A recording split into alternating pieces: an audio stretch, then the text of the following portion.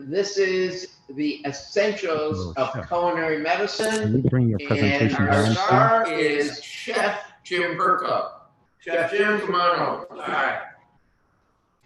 Okay. Okay, so welcome to the Essentials of Culinary Medicine for the Black KARE program. We're going to begin, okay? And so we're going to start off. You can take your mask off. And I can take my mask off because Dr. Mike just stepped by, so now we're distanced and you'll be able to see and hear me that much better. Okay, so for culinary medicine, right? What is culinary medicine? Let me go up, there we go. So culinary medicine combines the evidence-based science of food, nutrition, and medicine. So no matter what you eat, your food should taste good. Food could be the slowest form of poison, or it could be safe and powerful medicine. Now, when we eat anything, we're either feeding or fighting disease, right? So when we choose to eat foods, we want to choose to eat foods that fight inflammation, which is a precursor for chronic disease, not promote inflammation. So it's so important, right? Now, no matter what diet you are advised to follow, whether it's a Crohn's diet, diabetic, cardiac, celiac, FODMAP, it doesn't matter. Your food should taste delicious. This is where culinary medicine brings together the science with the quality of life. Because what culinary medicine does, it makes nutritional science taste good. Can you hear me? Chef Perko, now, can you hear me? As I said, it's the evidence-based science of food, nutrition, and medicine combined with the joy and art of cooking. So now, I'm going to bring Dr. Roizen back, and he's going to talk about In the Kitchen with Chef Jim and Dr. Roizen. So, and then you can go up on East, okay? The East elevator. As you go underground, you'll see it. Kidney disease. So the DASH diet, which is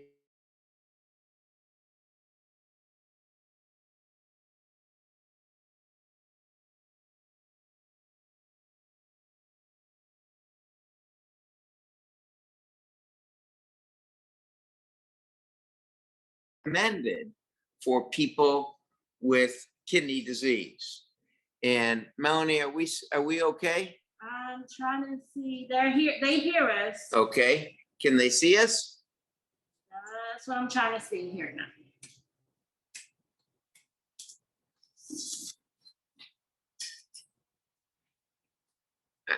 We can.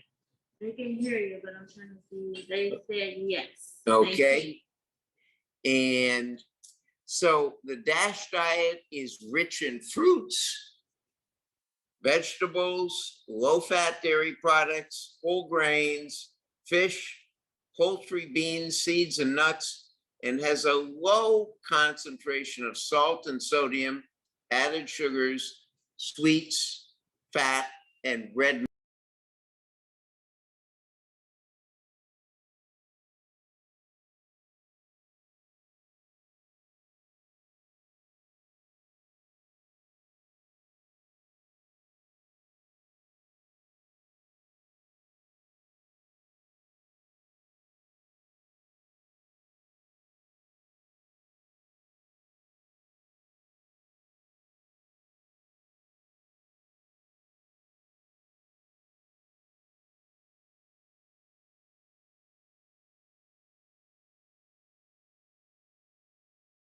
High blood pressure in the DASH diet, dietary approach to stop hypertension, decreases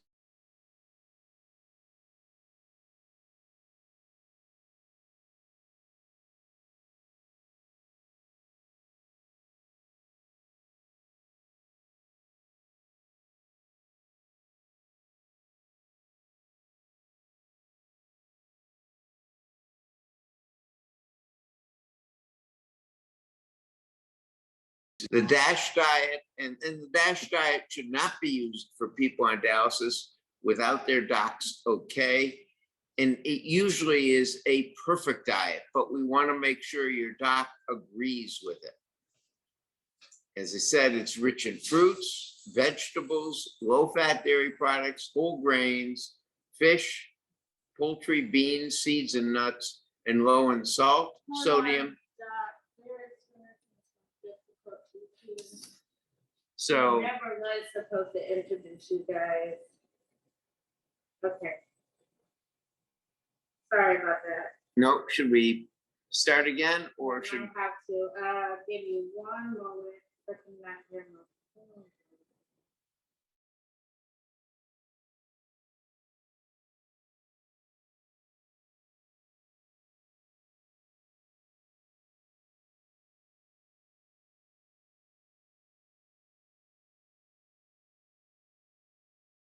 Yeah. Sometimes there's weird service. Yeah, it is. So I would maybe, are you on the Wi-Fi? Yeah. I would I am maybe on get the on Wi-Fi. Like, I have Wi-Fi. At T-Mobile.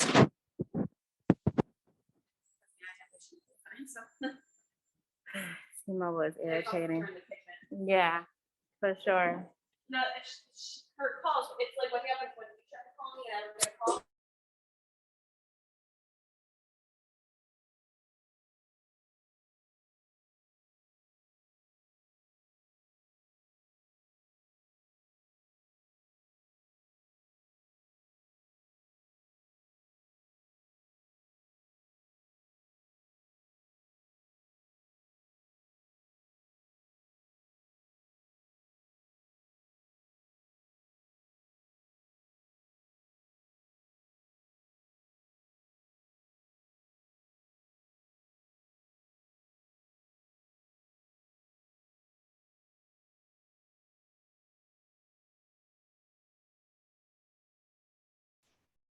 Check 1 2 1 2 3. Check 1 2 1 2 1 2 3. You should be able to hear me now. Check 1 2. Check 1 2.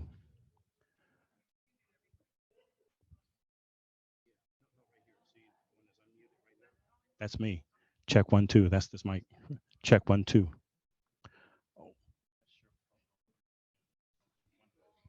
Check 1 2. Check 1 2. Check test 1 2. You still don't hear? Check 1 2 1 2 3. 1 2 3.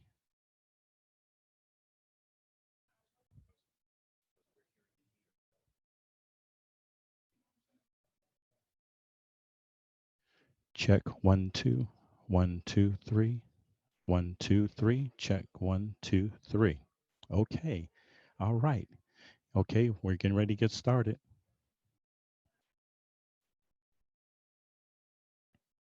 Yes. Okay, hold on. Go ahead. Have them say something.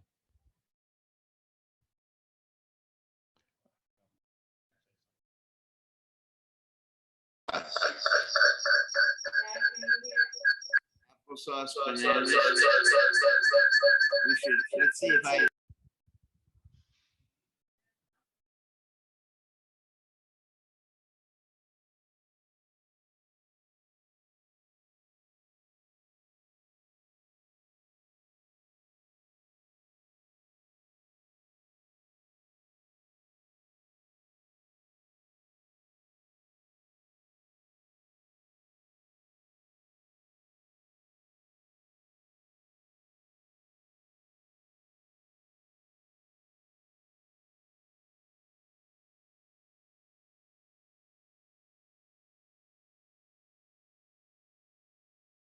Audience. He wants to speak so y'all can hear him, and he wants to be able to.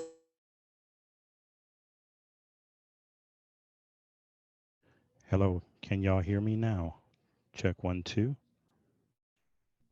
Can you guys hear me now? Please answer.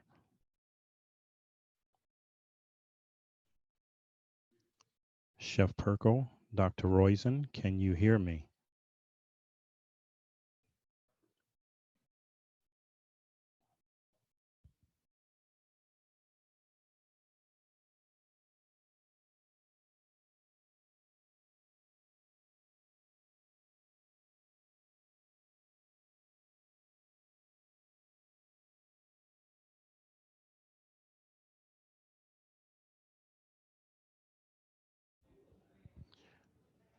Dr. Roizen, can you guys hear me?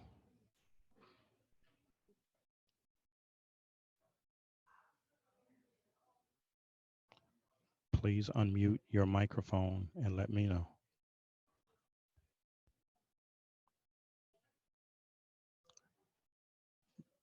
Chef Perko, Dr. Roizen.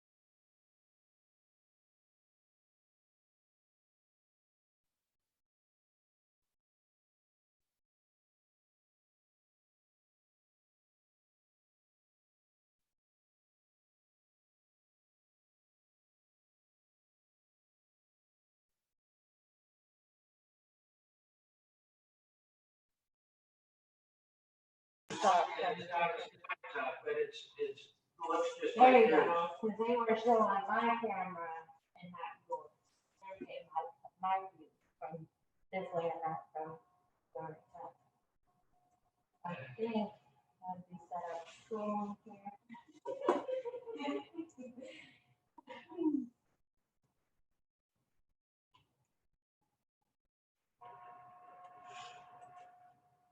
I see you, Doc. Yeah. Yeah, I can see you, Doc. I see the slide. Okay, good. Do you hear? Do you hear? Do you hear? I hear you. There's an echo, but I hear you. Yeah, I think, let me get, I'll bet if I do this, watch this, they get away with the echo. Does the echo go away? No, it gotta be connected. No, I'll bet that, No, it still has to be connected. hello? But I'll bet the echo goes away. The echo is still gonna be here because it's. Dr. Roizen. Yes, I can hear you. Great. Okay, we're going to get started. Can you Okay, hear us, Matt? Yes. Okay, so we'll start from the beginning. Matt, should we start from the beginning? And is Deborah No. going to, what? No, please take your presentation down for now. Take it down. Yes, stop Okay. sharing for now. We're going to kick it off here. Perfect. Oh, I see you there. Perfect. Thank you.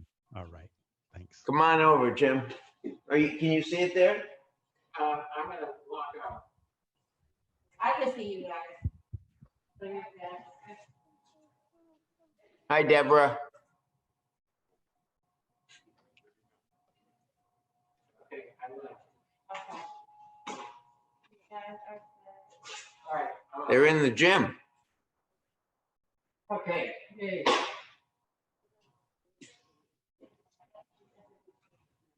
right. There's Deborah. Yes.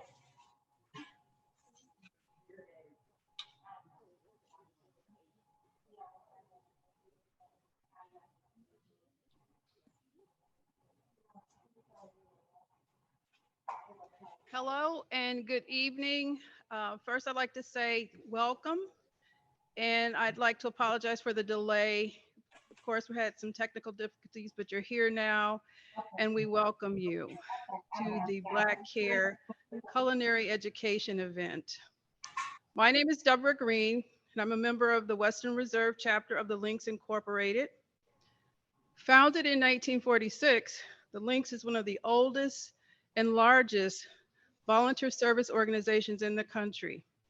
You know, we focus on impacting lives in communities of color, which is why we're so happy tonight to be partnering with the Cleveland Central Promise neighborhood, whose mission is to build healthy neighborhoods. We have a wonderful evening planned for you. Tonight is the first of several events that we will be sponsoring throughout the next few months, focused on chronic kidney disease. The links, along with the Cleveland Clinic, Culinary Medicine Institute tonight, and the Promised Neighborhood, welcome you again. We have some wonderful speakers, and before we get started, I'd like to just tell you a little bit about our speakers. We have with us tonight Chef Jim Perko, who's the executive chef for Cleveland Clinic Center for Integrative and Lifestyle Medicine. He's been with the clinic for more than 36 years. And during his time at the clinic, he's collaborated with numerous physicians to develop the first evidence-based, technique-driven culinary medicine initiatives for the clinic. He has developed culinary curriculum and recipes for 6 patient programs, including culinary medicine for chronic disease. Chef Jim has participated in studies on cooking and nutrition education for health among adults with diabetes at the Cleveland Clinic Stephanie Tubbs Jones Health Center, and also blending lifestyles education and nutrition demonstrations for senior citizens in the Warrensville Heights community.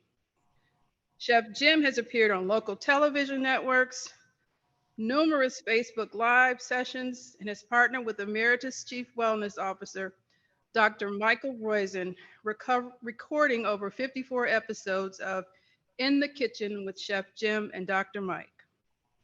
Jim's passion is to implement culinary medicine that is evidence-based in both clinical and culinary disciplines to educate how foods can be powerful medicine without compromising the flavor of your meals or your health. And you've been hearing Dr. Roizen already, so I welcome him. And Dr. Michael Roizen is Emeritus Chief Wellness Officer at the Cleveland Clinic. That's the first such position in a major healthcare institution in the United States. He also served as founding chair of the Wellness Institute at Cleveland Clinic from 2007 to 2017. He is the co-founder of Real Age, Inc., a consumer health media company and provider of personalized health information and management tools. Dr. Roizen is a past chair of a Food and Drug Administration Advisory Committee and a former editor for 6 medical journals. He has authored or co-authored 4 #1 New York Times bestsellers, 9 top 10 bestsellers, including his Real Age, Are You As Young As You Can Be?, The Real Age Diet, Make Yourself Younger with What You Eat, and The Owner's Manual, written with Dr. Oz. Dr. Roizen has given over 1,600 lectures to professional medical groups. He has appeared on The Oprah Winfrey Show, The Today Show, CNN, Good Morning America. He and Dr. Oz write a daily newspaper column syndicated to over 100 newspapers. He is now in his 18th year of a radio podcast, which is entitled You, The Owner's Manual Radio Show. Dr. Roizen still practices internal medicine using the Real Age metric to motivate his patients. He routinely takes patients at the Cleveland Clinic who are in the midst of struggling with tobacco, heart, diabetic, and arthritic problems and coaches them with simple lifestyle changes to be able to live, feel, look, and be years younger. He really enjoys getting them off of their medications when they are no longer needed, and also teaches them the role of food and other simple steps in reversing disease processes. So I'd like to welcome Dr. Roizen and Chef Jim. Thank you for being here with us tonight. We have guests that are still coming in. I welcome those that are watching online. If you have questions, please add them to the chat. We'll be taking a break during a part of this presentation, but welcome on behalf of the Links. We're happy that you're here. Thank you. Deborah, we're extremely happy to be here. I'm Dr. Roizen, as you said. That is Gabby, our sous chef, who's essential in making this ability to show 4 recipes and to talk about this in a timely fashion. And you're going to meet Jim Perko. I'm just going to go and do the screen share right now and bring Chef Jim up here as soon as we get that started. And hopefully you now see the slides. And I'm going to step away and have Chef Jim start this. Okay. I'm gonna unmask because Doc stepped away, so we'll begin. All right, so, and they're not advancing. All right, let's go. You're on it for you. You just got to hit the cursor on them and then go. Okay, thanks, Doc. So this is a lecture on culinary medicine, and then Doc's going to give the science, and then I'm going to demonstrate some recipes that illustrate the science Dr. Roizen talks about. And the reason why we're doing really a that, lot of fun for them to eat. absolutely, because it's going to taste great. Why? Why are we doing this? Because food could be the slowest form of poison, or it could be safe and powerful medicine. But it's not medicine if you're not eating it, right? Because when we eat anything, we're either feeding or fighting disease. And that's something to think about. That anytime you eat anything or put anything in your mouth, you can ask yourself, does it feed disease or fight disease? Does it promote inflammation or does it fight inflammation? And we want to make it not only fight disease and inflammation, but make it taste really good. Because no matter what diet you are advised to follow by your primary care physician or dietitian or any medical provider, whether it's a Crohn's diet, diabetic diet, cardiac, celiac, FODMAP, it does not matter. You should be able to enjoy your food. Every patient should be able to enjoy their food. Because this Even is, if they're not patients. that's right, everybody, exactly. Because culinary medicine brings together the science of medical evidence-based science with quality of life so you enjoy it. Because in culinary medicine, it takes nutrition science and it makes it taste good. And that's what we want to do. So what is culinary medicine? Again, it combines the evidence-based science of food, nutrition with the joy and art of cooking. That's what we're going to do after we get done talking. We're going to show you how much fun it is to make foods that's going to love you back. Now I'm going to let Dr. Roizen start his slides. And as you can tell, we're going to try and make this a lot of fun. So the ideal is to make it fun for you. And we're going to talk a little bit about some medical terms, but we have a basic rule in food. Food is a relationship. You wouldn't marry someone who's trying to kill you. You shouldn't eat food that's trying to kill you. You should only eat food you love, but that loves you back. One of the things you'll hear about in the early stage of kidney disease is that you need to limit the amount of sodium in your diet. And you may even need to limit the amount of protein in your diet. The DASH diet is often recommended. And what does DASH stand for? It stands for the diet approaches to stop hypertension. But the DASH diet is rich in fruits, vegetables, low-fat dairy products, whole grains, fish, poultry, beans, seeds, and nuts. So you can guess what it's missing. It's missing those things that are trying to kill you. Salt and sodium, added sugars, sweets, fat, and red meats. So this is the dietary approach to stop hypertension. Why do we care so much about hypertension in the National Kidney Foundation? Because what kills people is this silent killer called high blood pressure. And what the DASH diet does is it helps you fight high blood pressure and have great tasting food at the same time. So studies on the DASH diet show that it will decrease your blood pressure, lower the risk of heart disease, stroke, cancer, even cognitive dysfunction, and reduce kidney stones.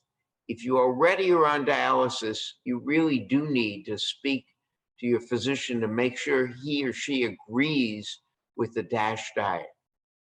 But this is a diet that you can use to keep kidney disease away from you. So we'll go through rich in fruits, vegetables, low-fat fish, poultry, beans, and nuts, low in sodium. So most patients in the early stage of diet need to limit the amount of sodium. This does exactly that, plus gives you a limited protein. And this is usually what we think of as ideal for a kidney patient. But it also breaks obesity. That is, with obesity, you get a big omentum. That is a big belly. And that big belly causes inflammation and what we call insulin resistance. That makes you crave sugar. And when you crave simple carbs, you eat too much of it and you get a bigger belly. So it's a very bad, we call it a big O vicious circle. To turn it into a big O virtuous circle, we'll go through that in our next session in, I think it's November 17th. But in the meantime, we're going to just say this is a diet that helps you break that big omentum cycle, as well as helps you prepare to avoid kidney. Wouldn't it be great to avoid kidney disease? That's what you're going to get to do with the diet that Chef Jim shows you. And he's going to show you how to make food that tastes great. My reward for being here is I get to eat some of it because it's really good. The first thing you've got to learn to do in cooking is to learn to use a knife. Now, Jim is going to show you some knife skills as well. And two of the keys, you want to always cut away from yourself and always cut against your knuckles rather than have your fingers extended. So if you can learn how to cut food, you can eat this diet. That's right. The key for eating this diet is actually knife skills. So if you learn to use a knife, you can eat this diet and make it quickly. So Jim will go through that. And as you can see here, it is using this going away from you, and it's getting the right hand position. It's a little uncomfortable the first time you try it, but you can practice cutting on something like a potato or an onion, learn how to do it, and you'll get to do it really quickly. He's showing you with a pepper now, and there are basic knife cuts that Chef Jim will go through. One of the keys, cutting against a cutting board. And one of the keys on that to make it safe, put a wet paper towel underneath the cutting board so it doesn't move. That is a way of keeping your arm safe. Key thing we want to do is practice so you learn how to use the knife and do it on a cutting board so you keep yourself safe. This is Chef Jim using some different techniques that he'll go through in the sessions. Remember our first rule of taste and longevity, it is only eat foods you love and that love you back. You can see, by the way, Deborah mentioned that we do in the kitchen video, Chef Jim and I think we're on our 75th or 76th now. So you can watch, they're all free, vimeo.com, showcase in the kitchen, and you can watch all of those videos. Now, I'm going to go through two things, and I'll shorten it a little bit today because what we really want to do is see Chef Jim cook. But there are two sets of foods that are really bad for you, and we call them snake oil foods. They are foods that increase your blood sugar quickly, like added sugar, syrups, and what we call carbohydrates that are stripped of their fiber. And there's three problems with too high a blood sugar level. One, you accumulate fat in your middle. We call that omental or visceral fat. You probably saw we did that on the Oprah show way back in 1999. And we launched Dr. Oz with it in 2005 on the Oprah show. I can tell you, and we'll talk about it in the question and answer period, some episodes where the first time Dr. Oz appeared, we can talk about that as well. And the first thing is you don't want to accumulate fat in your middle because that causes inflammation. The second thing is blood sugar, glucose, blood sugar attaches to proteins like hemoglobin A1C or the grout protein in arteries. What is the grout protein? It's the protein where it joins the two tiles of your cells inside your arteries together. It also does that to parts of the kidney, and that causes them to be less functional, or in the case of the kidney, to actually kill parts of the kidney cells. So here is the inside of an artery, and you see these little tile-like things. They're joined together by grout protein, but these are the endothelial cells. And when you get too high a blood pressure and too high a blood sugar, see if I can do this. Oops, well, let's see if I can get there and get it. I'm not getting them to move. There they are. So this is a tear from too high a blood sugar, from the grout protein weakening, and then blood pressure coming down. You then pave it over with LDL cholesterol. It ruptures, boom, when you get stress. And on that, these platelets accumulate. They attract a lattice network of clotting factors, and together they stop blood from flowing. If that happens in your kidney, that's the death of the kidney, just as it is the death of your heart, or impotence, or a wrinkle in your skin. All of those things are the same process of an artery occluding. The third problem from too high a blood glucose is you lose energy. You can't chase your grandkids like you could chase your kids, or like you could actually run around when you were a kid. Those are the problems. The mitochondria gets slower, and we'll go into that later.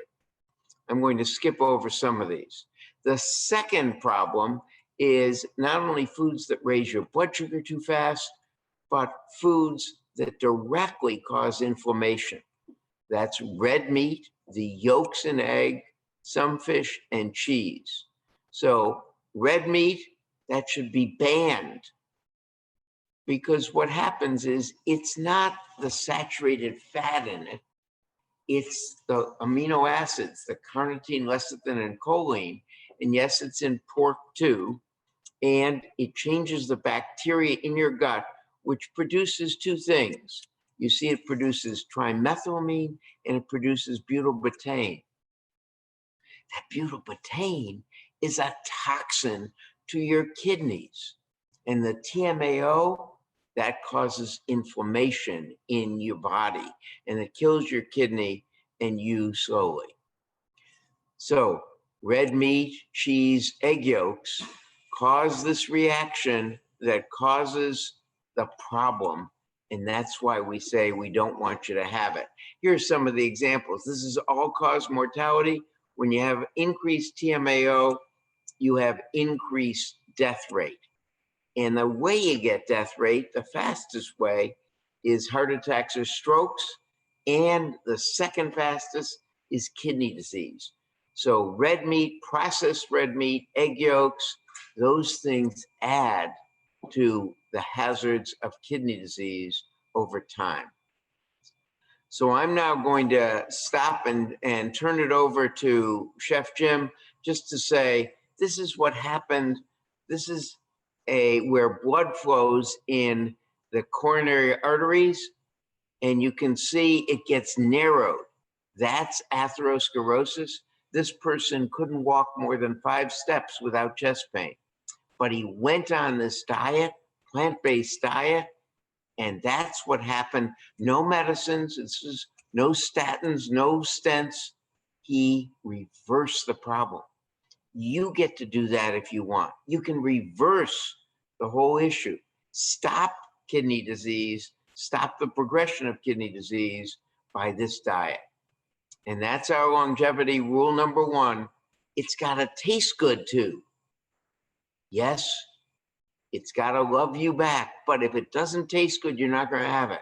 So what Chef Jim does is make food that tastes great. And that's what this is all about. So Chef Jim, you're on again. Thanks, Doc.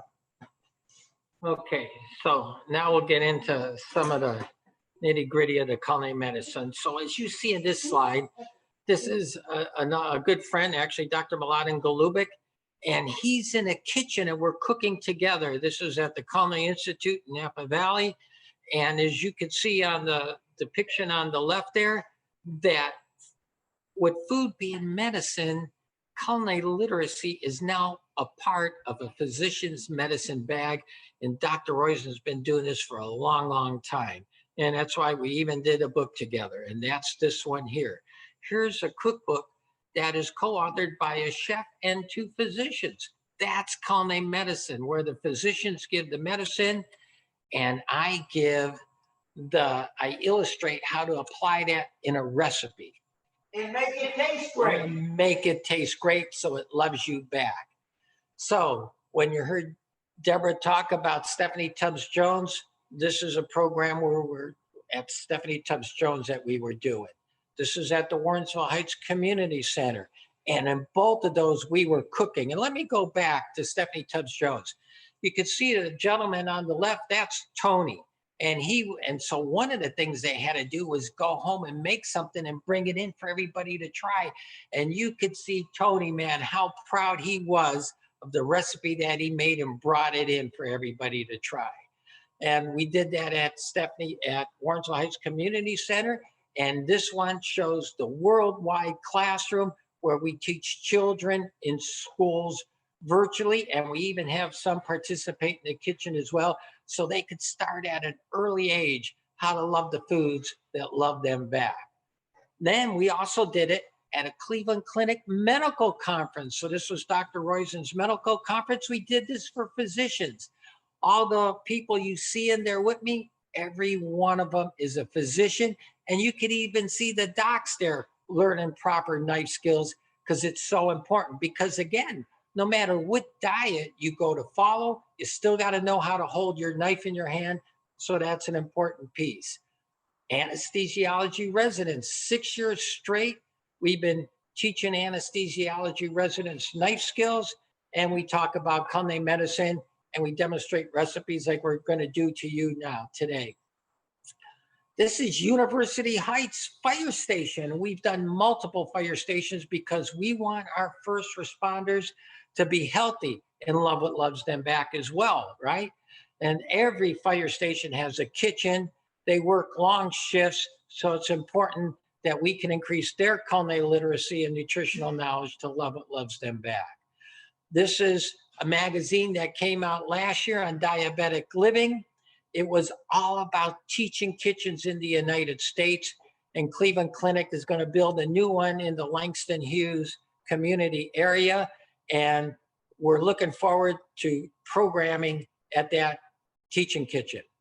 This is the video link Dr. Roizen showed. This is the kitchen that we're in, so I'm going to bypass this, but I think today we recorded our 73rd video, so I hope you get to check them out.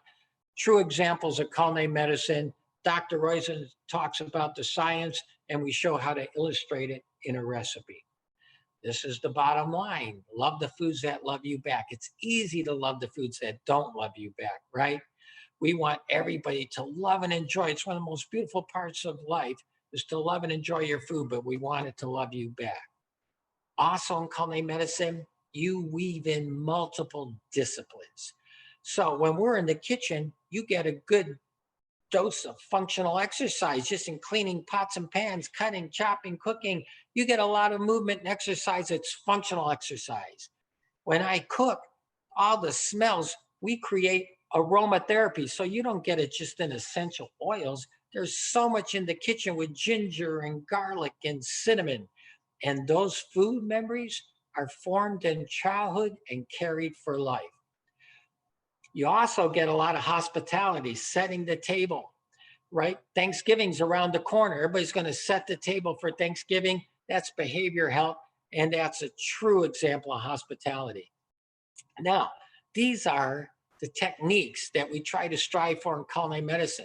We show people how to make foods without added fat, how to make foods sweet without adding sugar, how to add flavor to foods without adding extra sodium, how to add bulk without grains if somebody's trying to, if someone's on a celiac diet, we want to show them the grains that don't have gluten, right? If how to make things dense without eating meat. Everybody likes to chew. So how can you get that chewy and density in your meals and in your taste without eating red meat if you're trying to reduce your consumption of red meat? How to cook without oil. If you're trying, you've got to remember, it doesn't matter what kind of oil. A tablespoon of any kind of oil is about 120 calories. So how can you cook without it or cook with very little of it? Less is more when it comes to the case of using oil and how to add flavor to raw foods. If you can master these techniques, you could do it to any diet because there's simply a technique. It'll have, if I could show you how to make something sweet without sugar to one recipe, you could do it to 10 others. Now, when you know better, you tend to eat better, but there's a gap between knowing and doing, right? So that's why if you love and enjoy what's going to love you back, then the chances are you'll stay compliant to want to do that. How do you begin? Here's how. Don't think about what you can't have, shouldn't have, or advise not to have, right? Instead, you think about all the things you can have. Example, if you were diagnosed as having celiac disease again, you're certainly not going to think about gluten or all the grains that have gluten. Instead, you're going to think about all the grains that are gluten-free, right? That becomes your world, okay? So don't think about what you can't have, shouldn't have, or advise not to have. Instead, you think about all the things that you can have, all the foods that'll love you back, and you build your recipes from there. We give recipes, but are we big on giving recipes? Not as much, because we much rather teach a patient how to fish than give them a fish. If we could teach you those techniques, then you could apply it to anything. And why do we do that? Very simple. Everybody's got different taste restrictions. Everybody's got different diet restrictions. I could do a recipe with a certain kind of legume in it, and some people may not like it. So we show them how they could revise it to one of the ingredients that they do enjoy or like, but that'll also love them back. That's why techniques are so important. So the goal for everybody is the satisfaction. It's got to taste good. You got to enjoy it. If you're loving it and it loves you back, and you know the means to the end, that you have the knowledge and you were able to have the culinary literacy to replicate that, meaning, if you know how to make it sweet without adding sugar, and you could do it to multiple recipes, that's the knowledge part, and you're enjoying it, then that fosters adherence or compliance to what it is you're being prescribed or advised to do. And that will foster innovation, meaning, again, if you can make things sweet without adding sugar and you could do it to multiple other recipes on your own, you'll be sending me recipes. You become innovative, and that's the amazing part. And that's the fun part, the innovation part. During COVID time, we created a culinary medicine toolkit, and we can provide this to you. And in addition to recipes that you'll get, it also has a summary of what culinary medicine is. There's a section about kitchen equipment, cooking methods, food safety, sanitation. You saw a snapshot of the knife skills Dr. Roizen put on his slide. There's a master grocery list. So when life happens, you can't make it to the store, you'll have the foods already at home in your pantry to cook a healthy meal that'll love you back. And there's, again, the snapshot on the knife skills. There's the video link. You can watch that. You could take a picture with your phone, or if this is recorded, you'll have it. And then you could just go on there, and there's a whole video on, an extensive video on knife skills you could watch. There's another example of how you hold the knife in your hand. That's the easy part. I'll review it real quick when I go to demo a recipe, but how you hold the food in your other hand's the hard part. So when you indent this fingernail under your first knuckle, and if the blade touches your knuckle, that's the safest way to cut, just as it's illustrated here and in the handout. And I'll show you when I get back to do the recipes. Now, here's a perfect example of don't think what you can't have, shouldn't have, or advise not to have. Here's a recipe for cashew nays. Now think about it. Most people would put mayonnaise on their bread or their toast or in potato salad in their recipes. But mayonnaise have egg yolks. And Dr. Roizen showed you a slide earlier about TMAO, trimethylene N oxide. There's even tests now for that. But the trimethylene and the bacteria that has carnitine, lecithin, and choline that's prevalent in egg yolks that ultimately ends up at TMAO could be harmful. So if you, and you could get Vegenaise, an alternative mayonnaise, but there's two problems with that one. One, it's so good you could eat it with a spoon. And the other problem is the main ingredient's oil, right? And there's 120 calories in a tablespoon of oil. So we created cashew-naise that has 0 oil in it. No, the only oil is what's in the cashew, 3 acids, apple cider vinegar, distilled vinegar, and lemon juice. Raisin reduction is the only added sugar, which was just raisins and water. And it's absolutely delicious. Some garlic and Dijon mustard and a little salt. It's absolutely fabulous. The raisin reduction, which is just raisins and water, equal parts, could be used for savory dishes, for baked goods, and it freezes for 3 months. And we always keep some in our freezer. It's a great way to sweeten while getting protein, fiber, and antioxidants. Because think about it, if you wanted some fiber, you nosh on a prune, right? Not only do you get the fiber, you get the naturally occurring sugars and the calcium and the other nutrients that are in that prune. Here's a close-up of the raisin reduction. So easy to make. Anybody could do it. And it's better than adding brown sugar or white sugar to your recipes. Here's another one to how you could still keep traditions. And we're going to do one of these recipes today. So I'll mostly talk about the one on the left. We ought to get to the recipes and cooking. Jim. That's right. I'm going to hurry up. Papa's pumpkin pie. That's an example of changing traditions. I got 4 grandsons. I don't serve them pumpkin pie. I made a pumpkin mousse, but to them it's Papa's pumpkin pie because I want to put food that will love their little bodies back. So that's a new tradition. The other one, mac and cheeseless. I'm going to demonstrate that real soon so you'll see it. But here's what it looks like. It's delicious, right? Here's how you make a salad dressing with no added oil, no added sodium. Right? You heard Dr. Mike talk about adding sodium to foods and the problems, and you want that DASH diet, which is about 1,500 milligrams for an entire day, right? And so you get over 1,200 just in a teaspoon of salt. So this has no added salt, no added oil, no added sugar. It's 3 figs, 3 prunes, 3/4 cup of water, half a cup of balsamic vinegar, a half a cup of blueberries. You take the water, prunes, and figs, you cook them down to 3 tablespoons, you blend it with the rest of those ingredients, the garlic, the mustard, the black pepper, the berries, vinegar. It's delicious, no oil, no sodium, no added sugar. Gonna love you back and you'll love it. Here's mushrooms. Remember the chewy part, the density part? Mushrooms are like meat in the plant world. They're not a plant though, and they're not an animal. They're a fungus. They have cardiovascular benefits.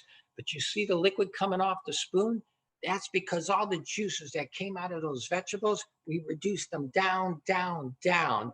And that intensified the flavor. And then we garnish it with health promoting watercress. Here's how you can make a root vegetable gratin with adding no oil. If you caramelize those onions without oil, and you would, if you want to use oil, just use a very little bit, but that would be all that's in there. And then the vegetable broth gets intensified and fortified from the vegetables. And they also get more, the veggies get more flavor from the broth because you're not cooking them in water. And as it reduces down, everything tastes better. And you could, here's an example how you could use very little oil to do your onions or your garlic to make it aromatic. You don't need a lot, just like you can see in the pictures there.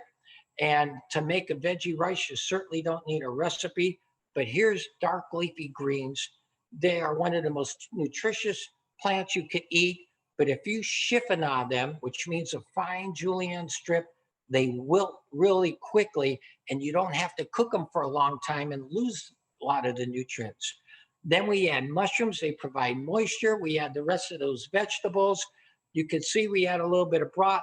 Then we add our rice, or you could add quinoa or farro or any grain you want. Here's the take home on that. Those vegetables moistened the rice. So you're not just putting a cream sauce or moistening it with fat. You moisten the grain with plants and vegetables are loaded with moisture, but they also have the nutrients that you want to have. It's a great thing to do. Veggie rice, quinoa rice, any grain that you want. Here's an example with farro, and you could see the mushrooms, the tomatoes, the spinach, but look how delicious that looks. But farro by itself is going to be dry, but you can tell that doesn't look dry because look at all the plants that are in there. And spinach, you can buy it already cleaned and cello packed. And the tomatoes, if you lightly roast them, they become even more delicious because you brought out the umami and you started to caramelize the sugar in that tomato. Here's how you can make dumplings with no eggs. Here's frozen vegetables. We make a vegetable ragu. Here's how you make the dumplings. We took butternut squash. We took flour. It could be gluten-free flour, baking powder, baking soda. We mix it, make a batter. We put it in a broth. Now you got a dumpling to have with your vegetable ragu. And you could see here's other examples, potatoes. Instead of putting sour cream on them, we want to moisten the potatoes with plants. As you can see, the greens and the spinach and the vegetables mixed with those potatoes, delicious. The bottom's got baba ganoush, where you dip a vegetable in another vegetable made from eggplant. It's a spread. There's purple potatoes with Swiss chard and butternut squash. Think about it that if you eat a sweet potato or purple potato, any color in that potato is a different phytonutrient. So you'll get more bang from your buck eating purple potatoes or yams or sweet potatoes than you would just a plain white potato by virtue of the fact of its color. It has a different phytonutrient. So here's what we're going to do today on eggs. So you don't just have a plain egg. We're going to make a frittata. I'll talk more about that when I go to make it. You always want to have whole grain bread. You never want to eat refined grains.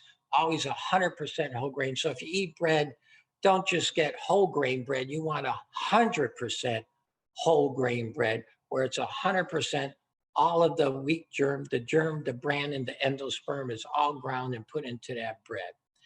And when you have breakfast, here's an example. Instead of putting maple syrup on it, which you heard Dr. Roizen talk about the hazards of eating sugars and how that could be problematic to our health. So instead, if you put berries on it, you get all the antioxidants and phytonutrients in there in those berries. And here's a way to think about it. If you had a pear or an apple, he's making me laugh, and it turns brown, right? That's because it oxidizes. If you put berries on it, they don't turn brown, right? Because they're high in antioxidant. And if you put chia seed in there, not only does it swell and make it thicker, those berries that you would put in a pan to cook, it makes them a little less glycemic. And now you got this naturally occurring sweet sugar berry syrup with your berries to put on your waffle or your pancakes. That'll love you back. Another recipe on the bottom of a berry crisp made the same way. Berries will love you back. Instead of having ice cream, which is the trifecta of added sugar, sodium, and fat, instead of having that ice cream, you could take a banana that's ripe, peel it, put it in the freezer. When it's frozen, put it in a blender with a 3/4 cup of almond milk, a tablespoon of almond butter, 2 teaspoons of vanilla, and flaxseed, which actually flaxseed, science shows, will help lower your blood pressure, and you'll have a great tasting milkshake. So next session, we're going to cook together, November 17th. Here's what you're going to get. We want you to eat broccoli. We're going to do a broccoli bean recipe. You have this handout. Deborah Green's going to make sure you get it. There's a section there. Here's what you got to do the day before your mise en place. This one shows on the right all the equipment that you need. Then when you get your broccoli, and I'm going to show you now because I got some broccoli from one of the recipes. You want to make sure that you don't shock it in cold water. You got the slides in the recipe, and it's the explanation of how to make it and do it, but you want it dry, just like that, crisp, al dente, and dry. And it shows you if you want to add a jalapeno chili, how to prepare it. That's in the recipe. And then when you zest the lemon, you don't want to go hard into it. You want to go gently so you don't get the pit. Here's how we're making the vinaigrette. Here's how we take beans, legumes, which are healthy, and you see how we're gonna mash them and we're gonna mix that into the vinaigrette. Why? So we could use less oil and make it thick. Then we're gonna mix in the remaining beans and the broccoli. That broccoli and bean salad will totally love you back. There's the pictures how to do it. And we're gonna cook that recipe together on November 17th when we meet next time. And then lastly, I provide culinary medicine consults. I'm the provider. What's special about this, and this is charted in your medical records. So we first have to capture your food preferences. Everybody likes different things. Your knowledge about recipes and techniques. Everybody's got a different literacy level. Your ability to cook and prepare meals. Some people can't stand for long lengths of time. What's available in your kitchen? We all got different stuff. What family support do you have? Do you live alone, or do you cook for others, or does someone cook for you? And then lastly, what dietary restrictions you have. Once we capture all that, now we can help you create a cooking and food plan and recipes that won't compromise the taste of your meals or your health, and you can pay it forward to family members. So now with that, I'm gonna go back and start cooking. Okay. All right. I'll get it. I'll get it.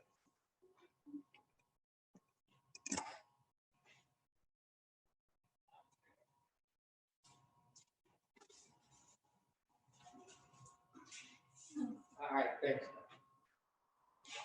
Okay. Maybe not good this way. Okay, we're gonna put it here. And I'll just hook it up. Hook it through, so you don't trip over it when you walking through. He'll do it. He'll get it. Yeah.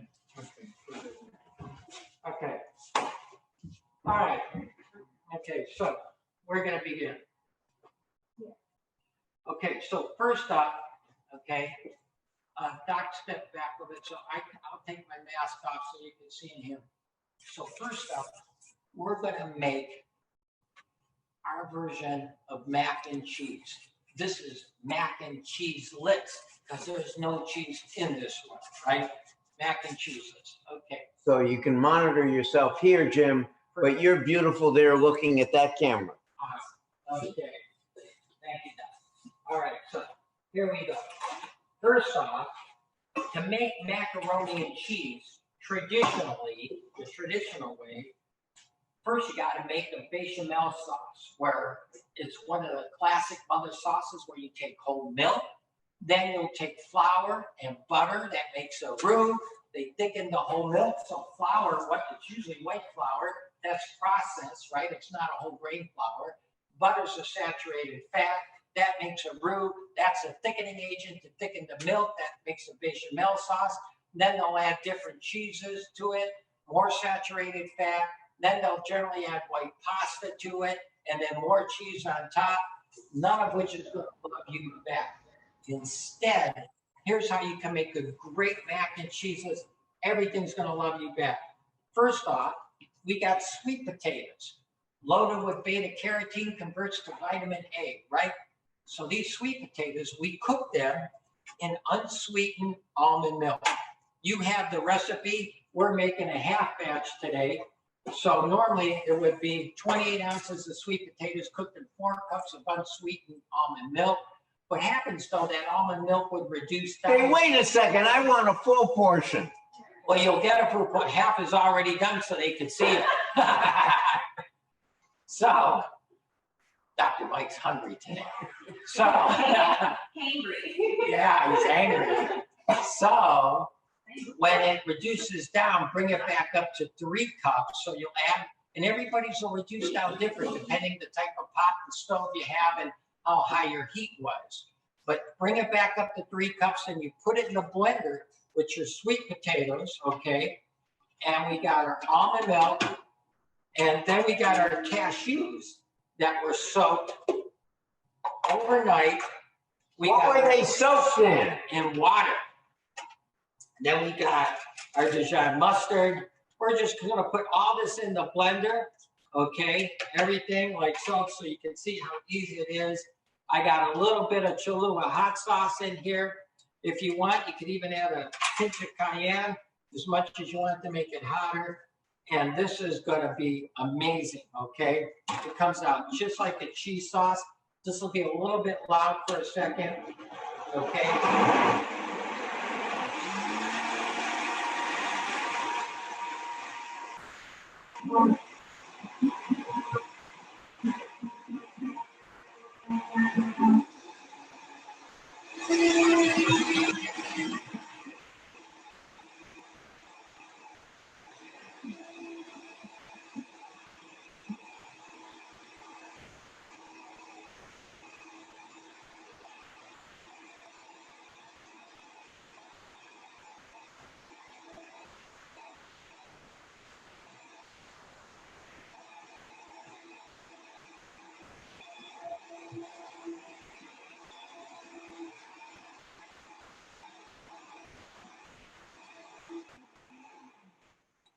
Okay, we're done. So now you'll be able to see how beautiful this comes out.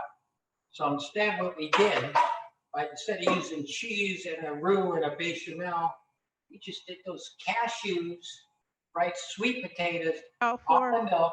We're putting it over 100%, and you could use either 100% whole wheat flour pasta, or you could use 100% brown rice pasta for gluten-free. Well, look how this comes out. Just like a cheese sauce. Look at it. Isn't that beautiful? Look how gorgeous that is, okay? So you could use this for a gratin if you wanted to make gratin potatoes. If you wanted to make it add jalapenos, you got a nacho cheese sauce, right? So you just put your thinking cap on and you go to town, and you could use this for anything that you would want to use cheese for. But this one's gonna love you back. So we're gonna try to get out as much as we can. Okay, that's enough. And then here's what when we mix this, you can see, look how creamy this looks. And you can make this as creamy as you want by making more sauce with less pasta, or if you want it drier, you just add more pasta and less sauce. But now when we put it in, you can see, look how beautiful this looks. And how creamy and moist it is. Now it's gonna dry out a little bit, so I'd like to make it moist. When you cook it, you know, moisture will evaporate in the oven. Chef Perko. You can see how beautiful and creamy this is. Okay. Chef Perko. Yes. Chef Perko, can you hear me? We have a question. Yes. Hold on, here's the question. yes, chef. The question is, what if you have a tree nut allergy? What can you swap that out for? So great question. So if you have a tree nut allergy, instead of using cashews, you can you get me some tofu? So bring me both kinds. I got some. Oh, good. So instead of using nuts, No, that camera. instead of using nuts, you could use soy. Tofu is a whole complete form of soy. And if you use the, so you don't want to use a grainy tofu. This is Cleveland tofu, one of my favorites, but it's grainy. So instead what you want to do is you want to get a silken tofu. And this is a great thing to use. You could use silken extra firm or just plain old silken tofu and put that in instead of the cashews. And they're available at Dave's. That's right. And you'll get a nice creamy texture. Actually, I used to do it without, before I did cashews, that's what we did it with, was tofu. So you could easily substitute a cup of tofu instead of the cup of cashews. Okay, so here's where One more question. Yes. Is the mac and cheese, where do you find the recipe? Is that in the book? So I believe I sent you the, yeah, it's in the book, but I think I gave you all those recipes, Deborah. So I'm pretty sure I sent them all. If I didn't, I would gladly send them again, but I think I gave all the recipes in the beginning for you to send out. Go ahead, keep working. Okay, so now, next what we're gonna do, and when it's done, here's what it looks like. Okay, so here's our mac and cheeseless. And look how beautiful this looks when it's done. Okay, so, yeah, this is it? Okay. So here we go. Here's our mac and cheeseless. And you could see that's what it looks like. It's delicious. You could put hot sauce on it.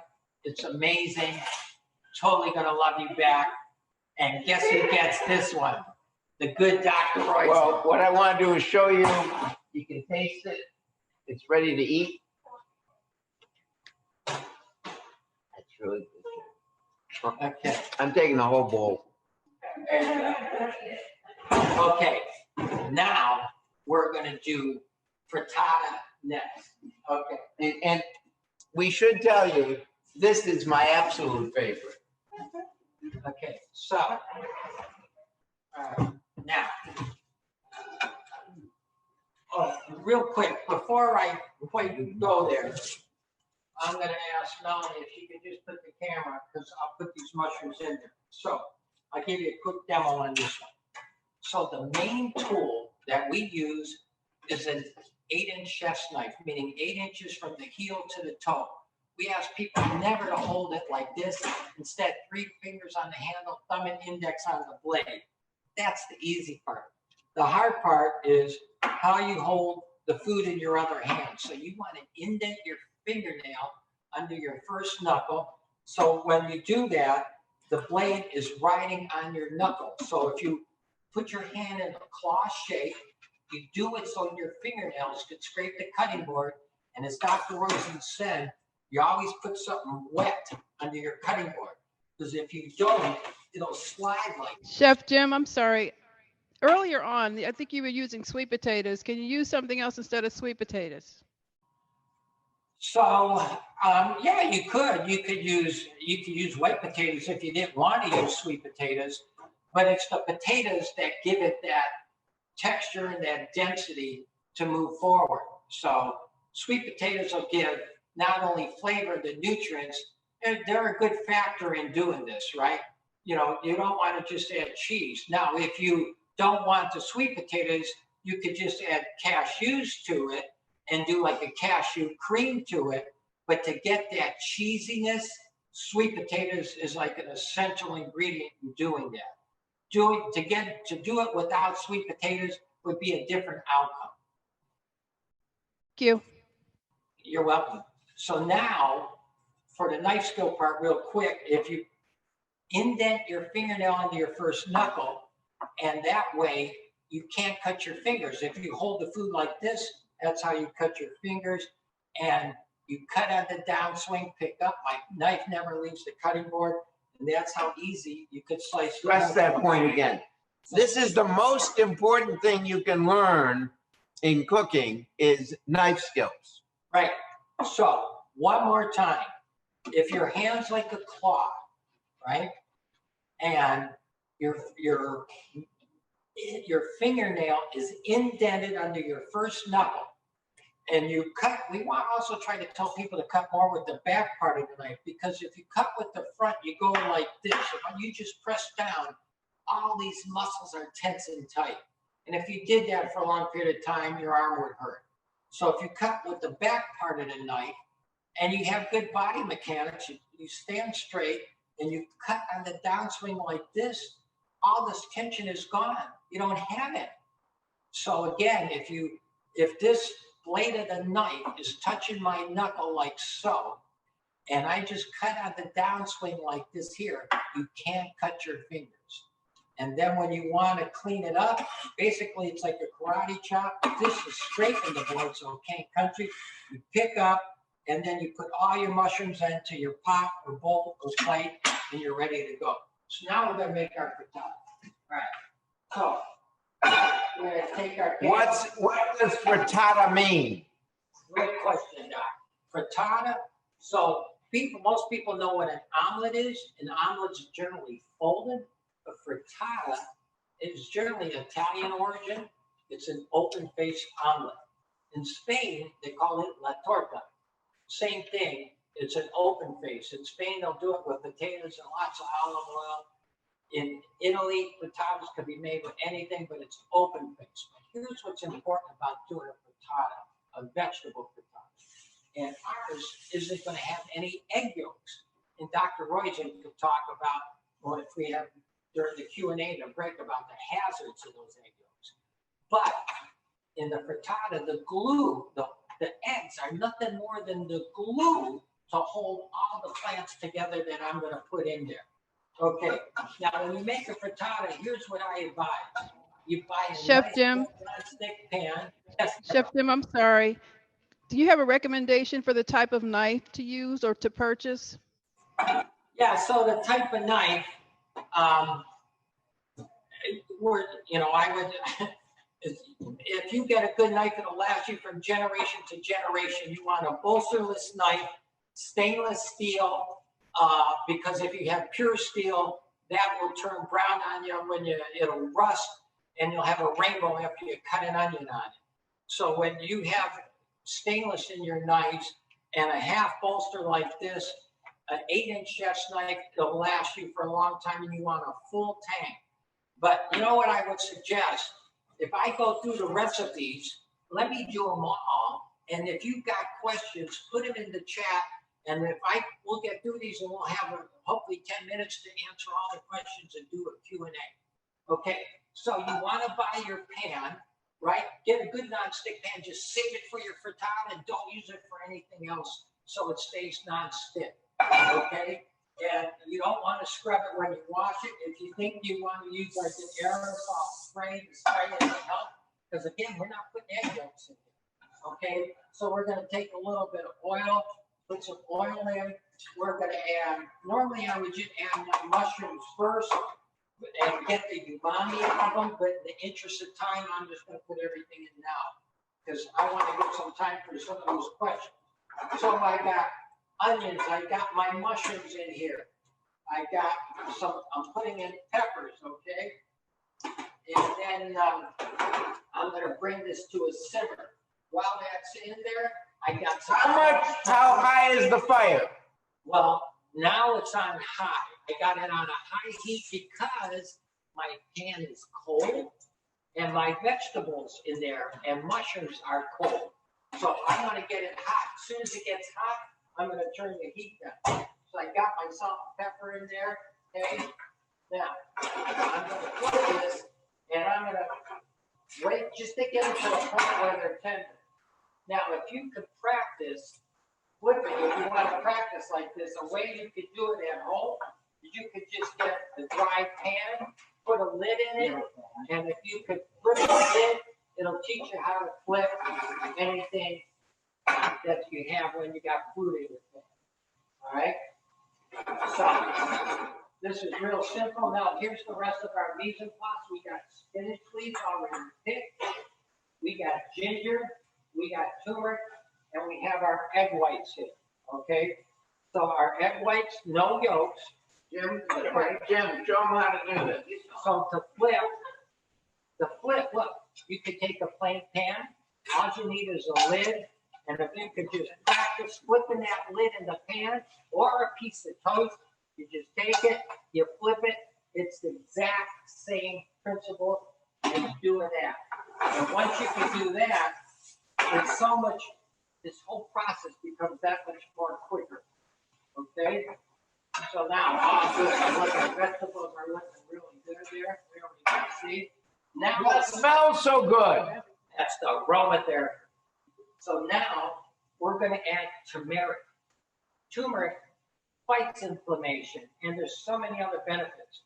And the good Dr. Roizen used to always say that if you did go to McDonald's, what you don't want to do, the healthiest food there was the yellow mustard because it was colored with turmeric.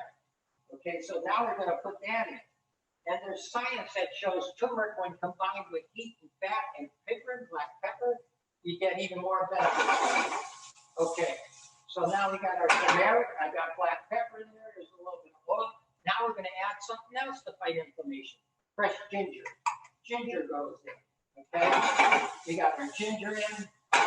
That's cooking. I got fresh basil and chives that I'm going to put in with my egg whites. and mix that in with the egg whites. That's fresh basil and chives. I got my spinach goes into the frittata, okay? And then now we're just gonna wilt the spinach, okay? As soon as the spinach wilts, which is gonna be about 30 seconds, we're gonna add our eggs, okay? Now I'm turning the heat down a little bit, okay? Spinach is wilting nicely. All right. Okay, now we're gonna put our eggs in. And I'm gonna get my tortilla ready. Okay. All right, so now, here's the important part, okay? Instead of putting it in the oven, which will take longer, we're gonna add our eggs right now. We're gonna spread out our vegetables and our mushrooms. Okay, our eggs go in 100% egg whites. All right, now the heat is down. They turned it down to about medium. Now we're gonna tilt the pan, all right, and we're gonna fold in to the direction of the tilt, just like so. Okay, just like that, okay? And then pretty soon, we're not gonna have any loose eggs left. Okay, I'm gonna turn this down some more. All right. And I don't want any fringed edges, right? So I'm scraping them in with my spatula. Okay, now I got this turned down. All right, you can see there's hardly any loose eggs left. My pan is almost vertical, see? All right, any that there are loose, they just drip to the end. Okay, now I'm done, no more. I'm just gonna let this sit for a moment, because if you shake it and you crack it, you don't have any loose eggs to glue it back together. Okay, so no fringed edges. We're gonna give this a moment on a low flame. Now I'm gonna toast my tortilla. This is an Ezekiel wrap. It's 100% whole sprouted grain. We're gonna put this on. Okay, we're gonna lightly toast it. Nothing underneath that? Nothing underneath it. Nope. Okay, now to give myself some lubrication, I'll just put a bead of oil around this. Okay. Now get underneath. Okay. There we go. So now I can tell, see, I'm a little bit loose. That's what I wanted, to be able to slide this pan. Okay, there we go. Okay, my frittata's loose, it's good. I turn my tortilla, okay? Now, here's how you flip it. You want a plate that fits inside of the pan. You want to make sure that you remove it away from the heat, full hand, turn it over, flip it. Then you take your frittata, one side back into the pan, like so, invert it over, okay? And we're just gonna let this side cook. Now we got our tortilla, it's toasted. Put it on our cutting board. And now there's our frittata. And I'll show you how to do that flip one more time, okay? So you'll be able to see it, okay? Frittatas look good, there we go. Now, plate on top, okay? Make sure you move this away from the stove. Full hand on top, turn it over, and there's your frittata.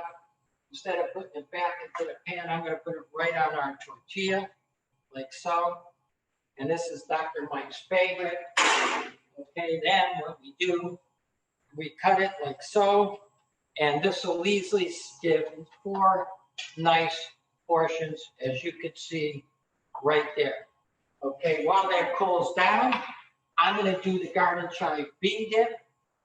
This is a great thing to do, to take as a snack to work, to have at home when you want something to nosh on. When you come home from work, it's fabulous. And it uses convenience products. First off, lima beans. You get a 12-ounce bag of lima beans. We got 1 cup of frozen green peas. Okay, we got a half a can of canned artichokes, 1/2 cup.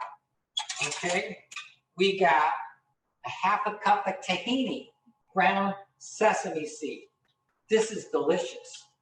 Okay, this is one of my favorite all-time recipes, and I have this at home a lot. We have a 1/2 cup of fresh squeezed lemon juice. Okay, we got fresh garlic, 2 teaspoons. Okay, and we have salt, cumin, and black pepper. 1 teaspoon salt, teaspoon cumin, and 1/8 teaspoon black pepper. That is it, except for chives and scallions. That's going to go in here. And we're going to fold that in. We don't want to put it in here because we don't want to tear with the blade and make shreds of the scallions or the green onions. We like a clean cut on those. And that's why they go folded in. So here's our dip. This is looking good now.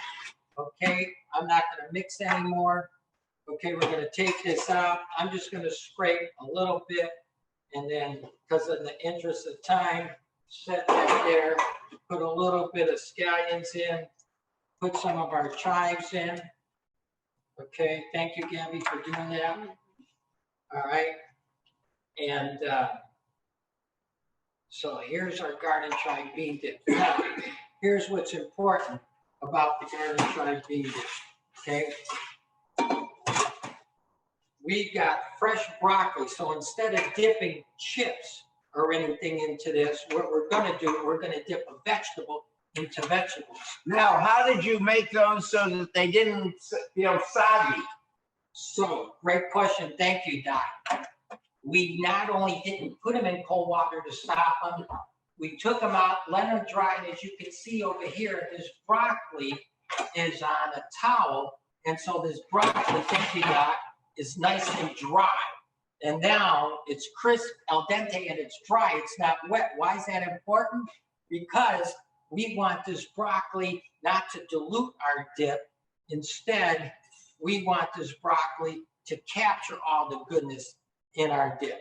And so when you have people come over, all right, and you want to entertain for the holidays, okay, then providing everybody's vaccinated, right?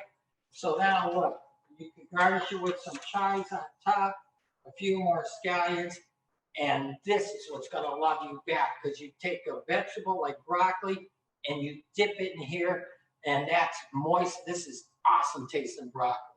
Okay, so we got that one. Now, last recipe is dessert. We're going to make chocolate bar, and this is awesome and it's healthy. Okay, so we're cranking this baby up. We need to get our water hot. So we'll give this a minute. And what is that baby you crank up? Was our induction burner stove, so the water. So that's like a stove. Right. This And is if you're stove. doing it on the stove, how hot do you cook it? Well, you know what? I think it might be better to go on my stove, probably. You know what? I could probably just put some water in the pan. Melanie, is that okay? You know what? That's okay. We got a few minutes. I'll talk about the mise en place. I'll put it in here. We could take questions while it melts, and I'll explain it. So here's what we got. We're taking our chocolate.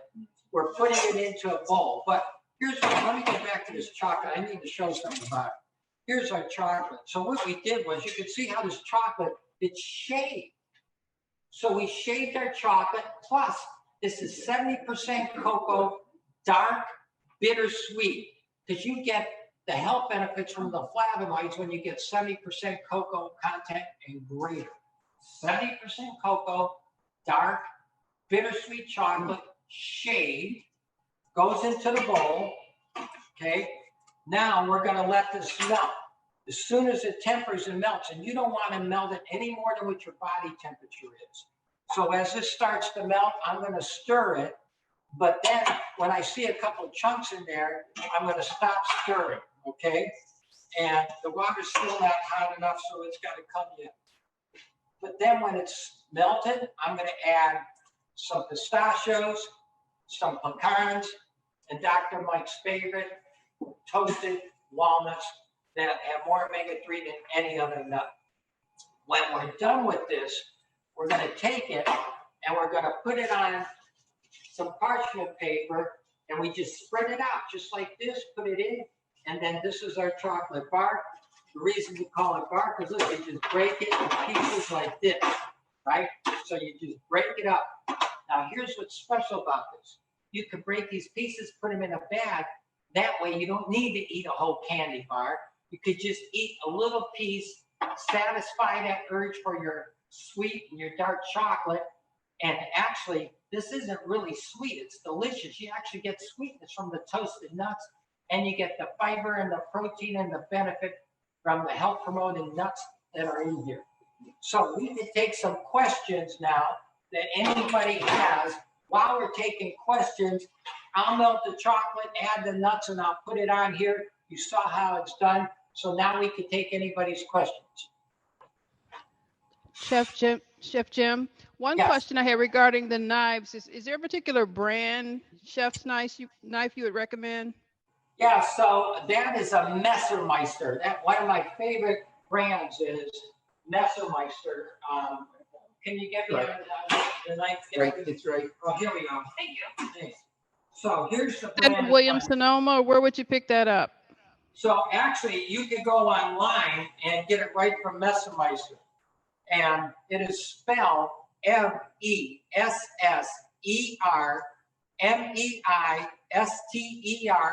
Messermeister comes from Germany. And you want to make sure you get a half bolster, meaning this top half is thick and reinforced, but the bottom half is tapered thin to match the rest of it. Gabby could get me my knife with a full bolster, and I'll explain to you why you want a half bolster and not a full bolster. Many knives out there today still have full bolsters. I would never recommend buying one. And when Gabby brings me this, I'll explain why. Okay. Should you spend on a good chef's knife? What's that, Deborah?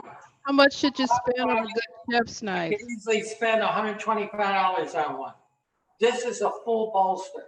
This was my issue knife when I graduated the Culinary Institute of America. It's got a full tang. That means the metal goes all the way through the handle. When you see 3 rivets, that's an indicator of full tang. But see how thick this is all the way to the bottom? The reason they did that was if you want, back in when I started out, you would fabricate a chicken, meaning it would serve as a cleaver, right? You could break through bones. Problem with it is when you're on a cutting board and you're doing this a lot, if you get a divot in here, you got to put this on a grinding wheel. But when you have a knife with a half bolster, I could just put it on a steel or a stone and I'll be able to sharpen from end to end. So that's why this is a good choice for a knife. And we go over those in our handouts as well. Thank you. You're welcome. Tell them, Jim, one of the best wedding gifts you can give anyone is a chef's knife. Great knife. That's right. Remember, you tell them that. And Dr. Mike is 100% right. If you want to buy a gift for somebody, like a wedding gift, a chef knife is good to do.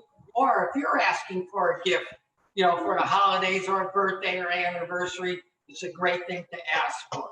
And if you take care of it, you can hand it down from generation to generation. Okay, my chocolate is melted. So now I shut it off. I add the nuts in. The nuts will cool it down. See? And then now I'm just going to take it, mix in my nuts like so. And then this chocolate, okay, I don't want to get water in. It could cause it to seize. That's why I'm going to wipe the bottom of the bowl before I put it on my tray. I mix this in. And then now, just like that other tray, you can see how the chocolate, you just put this on a tray like so. If you want to make a healthy holiday gift to give to people in little bags, chocolate bark is a great thing to do, okay? So you just spread it like so, okay? I'll let Dr. Roizen lick the spatula if he wants. Spread it like so, and there's your chocolate bark. Okay, any other questions?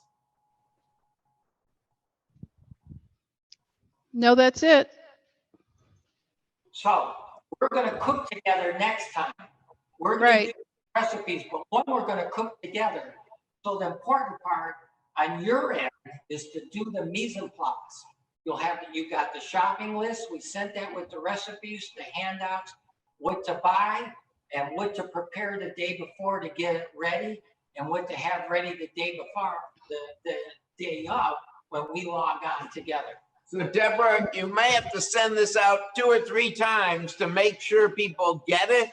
So send it out, make sure they get it, and then send it out 3 days in advance to make sure they're ready, because they want to cook with Chef Jim, who'll go through, if they have a problem, he'll go through it exactly with them.